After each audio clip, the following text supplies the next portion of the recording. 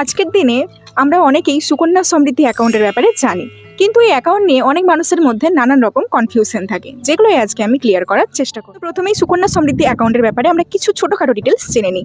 2015 সালে এই অ্যাকাউন্টটি প্রথম ভারত সরকার শুরু করার নির্দেশ দিয়েছিলেন। কি জন্য না, বেটি বাঁচাও বেটি পড়াও, যাতে মেয়েরা আরও এগিয়ে আসতে পারে সমাজে, তারা পড়াশুনো করে জীবনে আরও সফল হতে পারে, তার জন্য এই অ্যাকাউন্টটা খোলা শুরু হয়।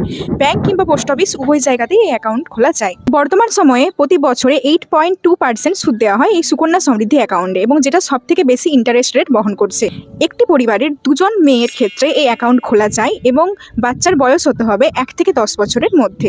এই অ্যাকাউন্টটি খোলার জন্য 250 টাকা মিনিমাম লাগে, এবং প্রতি ফাইন্যান্সিয়াল ইয়ার অর্থাৎ প্রতি বছর মিনিমাম 250 টাকা জমা করতেই হবে, এবং ম্যাক্সিমাম 1.5 লাখ টাকা অবধি টাকা জমা করা যায়। অ্যাকাউন্টটি ওপেন করার 15 বছর অবধি অ্যাকাউন্টটি চালাতে হবে, এবং বইটি যখন 21 বছরের হয়ে যাবে, ডেট অফ ওপেনিং থেকে 21 বছর হয়ে গেলে তবেই টাকাটা তোলা যাবে।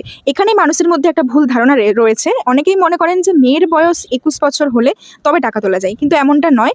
অ্যাকাউন্টের বয়স 21 বছর হতে হবে, তবেই আপনি টাকা তুলতে পারবেন। তবে দুটো কন্ডিশনে 21 বছর হওয়ার আগেও এই টাকা তুলে নেওয়া যায়।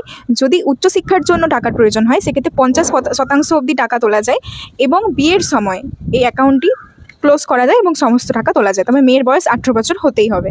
ভিডিওটি কেমন লাগলো অবশ্যই কমেন্ট করে জানাবেন, এবং চ্যানেলটি যদি হেল্পফুল মনে হয় তাহলে অবশ্যই সাবস্ক্রাইব করে দেবেন। আজকের মতো টাটা।